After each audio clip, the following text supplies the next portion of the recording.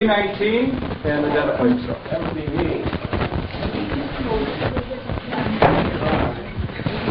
My name is Jim Ellison, and I live in Washington County.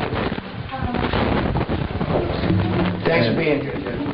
Well, thank you, Congressman Wu, for being here. We appreciate you taking the heat, but I've got more heat.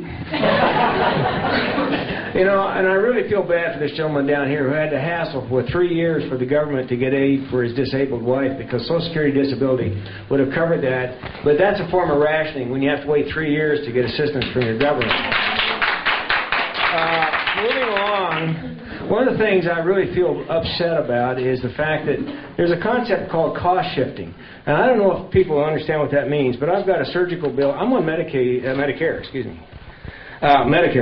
and the doctor billed $1,289, disallowed by the federal government, $964, $324 to the doctor. A lab, $256, disallowed, $186, $69 to the lab. The point I'm trying to make with all this is that the government is not paying its fair share now. And the fact is that you demonize these insurance companies and say they charge too much and the doctors charge too much. Now, the trouble is you guys are not paying your fair share now. The cost of overhead is what it is.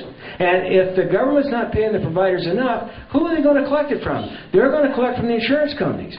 And anybody that's dumb enough to walk in and pay cash. But the other side of it is, this has to be addressed. You guys know this goes on. You know it. And yet you just ignore it. Okay, let's move along. You got tort reform. Texas has just introduced a policy. And the policy is they have a medical board that decides what are legitimate health care claims for malpractice. And the doctors are actually moving back to Texas and have left. New ones are coming there. But the trouble is, we've got to deal with tort reform. You know that your good buddy John Edwards got rich suing doctors. You know that. And you know that a doctor friend of mine said he's paying $200,000 a year for malpractice insurance. I knew of an OBGYN who was paying $250,000 a year. And that has to be because these guys are running crazy. You're a lawyer. You know your buddies are out there doing this crap. You know that. And we got to stop it. Why don't you call your friends in Texas and ask them how they're handling the tort issue? It's not perfect down there, but it's certainly a big step forward. Okay? I don't know how much time I got here. I got this chart. This is your congressional, whatever they call that abomination. It's some kind of an organizational chart that's going to be about health care. And I see you got a deal in there for minority health care. Where's the old white guy health care office? Who am I going to call? And another thing is you keep talking about uninsured. You know in that number, there's anywhere, pick your number, 12 to 20 million illegals. And that's part of the so-called uninsured number you're talking about. And I don't understand why you and your colleagues can't be honest. I mean, you're not. You're either obfuscating the truth, you're ignoring the truth, or you really don't want to know about it because your good buddy Obama wants you to do what he wants you to do. So I want you to tell me, and by the way, when you send out your nice letters, nice form letters, I just got one, thank you very much, from the email. It's right here, folks. And you got all this stuff in here. You know that some of this stuff is not true. You just said 270 people are losing their health care every day. You don't cite the source of that data. And when you write to me, would you please footnote and tell me where you come up with that stuff? Because I got a feeling you just make that stuff up. So I appreciate it if you address my concerns. And then I have a gift for you, a very nice gift. It's called the Declaration of Independence and the Constitution of the United States. And I'd like to give it to this nice young lady to keep for you.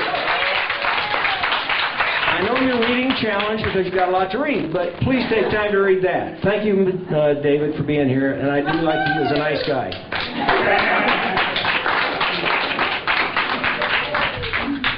I like to carry a copy of the Constitution with me. I carry the authoritative Cato Institute version of the Constitution. Actually, the text is all the same. And thank you very much for that gift. Let me try to address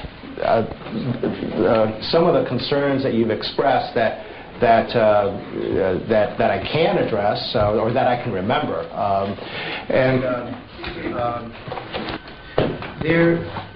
I think this is the third or fourth time that I've said this. There is no payment for illegal aliens in the legislation. There's a very legitimate discussion about whether everyone in America should be covered or not, because the health of one American affects the health of others.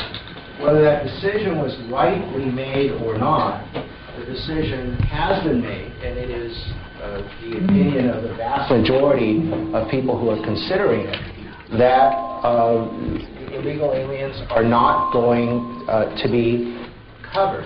I think that the language that is giving folks concern is whether non-resident aliens are covered or not. And, I think that there's a better policy outcome to this, but I'm agnostic as to that.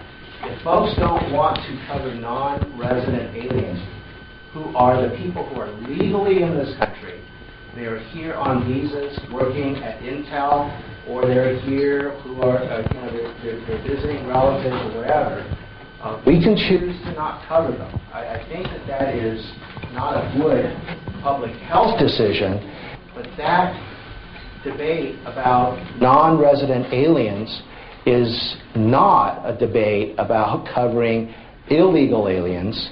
Illegal aliens simply are not covered.